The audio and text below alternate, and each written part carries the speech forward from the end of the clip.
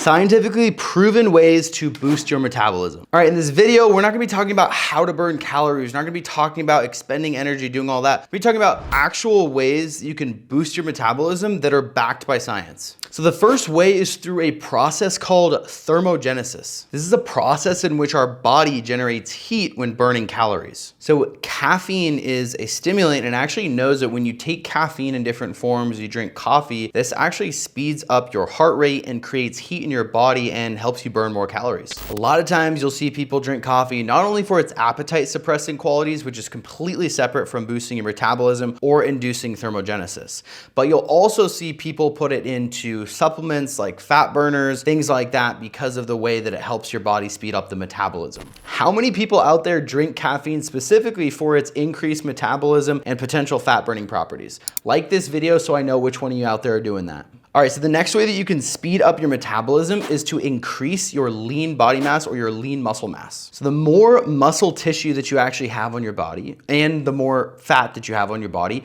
makes your overall body weigh more, obviously, right? But the more that you weigh, the more mass that you have on your body actually burns more calories. Think about it this way, like think about the units of energy. The more weight you have, the more calories that you burn. Think about the units of energy that are expended. If I'm a 6'5", 240-pound bodybuilder and I walk up a flight of stairs, does that require more or less units of energy expended to complete that than if I was a 5'1", 98-pound female? The answer is the male bodybuilder, even though they went up the same flight of stairs. Now, this doesn't just apply to you walking upstairs. It applies with any sort of activity and just the amount of calories that you burn throughout the entire day. The larger man burns a higher amount of total calories throughout the entire day while he's awake, while he's sleeping. People who are taller and have more mass actually expend more energy. We have this thing called the total daily energy expenditure, which is the total amount of calories that a person burns every single day throughout everything. You know, you have your basal metabolic rate,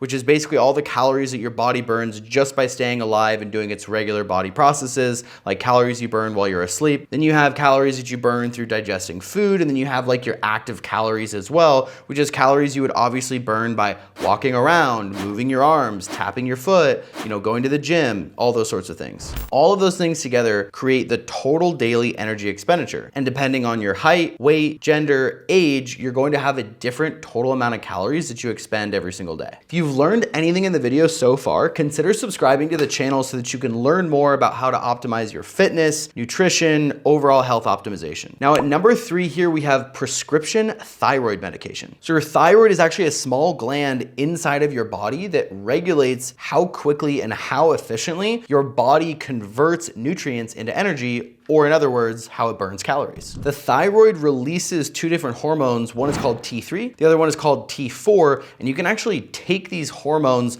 through prescription directly to speed up your internal metabolism. Now, you need to be very careful, and of course, I'm not a doctor and I'm not recommending that you take any of this, but you need to be careful because you can actually speed up your metabolism too much and you can run into issues, in which case your body might be ramping up too fast, eating some of your muscle for energy stores. You can get into the territory of abusing drugs like this, and oftentimes you actually see cases where bodybuilders will use this because bodybuilders who are trying to compete professionally, they're going on stage, they need to be at a very, very low single-digit body fat percentage, and sometimes they're taking as many different drugs, hormones, and things that they can to speed up their metabolism so that they can get the absolute most fat-burning effect. When you do this, you can actually strip away muscle, and if you speed up your metabolism too much, you have too many of those hormones firing and burning up, calories for energy, you can actually end up taking away from your muscle, and your body can sort of start to eat itself a little bit to convert that into energy. Taking a pill just to speed up your metabolism, be able to burn more calories without doing more movement, sounds tempting, right? You tell me. Comment below if that sounds tempting to you. Swallowing a pill, getting a prescription that helps you burn more calories without doing more activity. All right, and then we have the last one, which is actually increasing NEAT. NEAT is an acronym that stands for non-exercise activity thermogenesis. So this would be kind kind of what I touched on before. It's a separate subsection of how you burn calories. This would be like subconscious activities like fidgeting that you have, tapping your feet,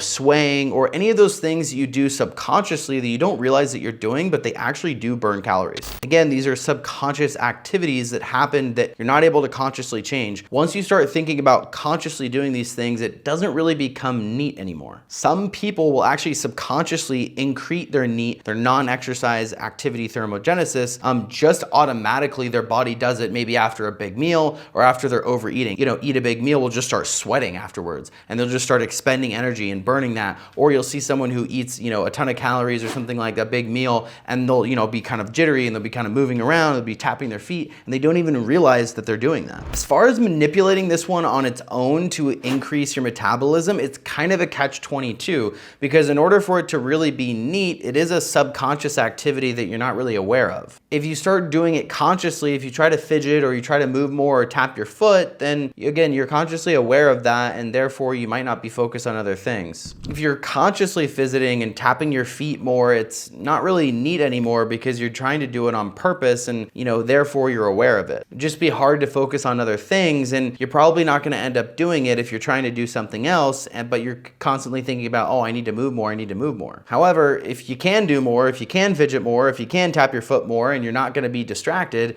then technically you can burn more calories and kind of increase that metabolism that way. That's it. Those are the scientifically proven ways for you to be able to boost your metabolism. That's all I have for you today. You know the drill. Like, comment, subscribe, help your boy out, join the conversation below, and I want you guys to have a great rest of your week.